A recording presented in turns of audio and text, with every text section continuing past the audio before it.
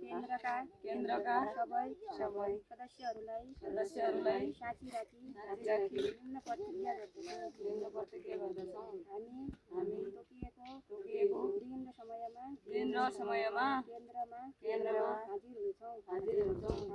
हामी केन्द्रमा अनुशासनमा बस्दछौँ। समूह सदस्य तथा डिप्लोक्स लघु वित्तीय संस्थाको सुरक्षा गर्छौँ। डिप्लोक्स लघु वित्तीय संस्थाबाट लिएको कर्जाको सही सदुपयोग हामी आफ्नो समाजमा एक आपसमा मेलमिलाप राख्छौँ।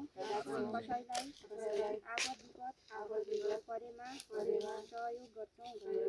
हामी हाम्रो समूहमा आबद्ध तथा केन्द्रका कुनै सदस्यले कर्जा नतिरे सबै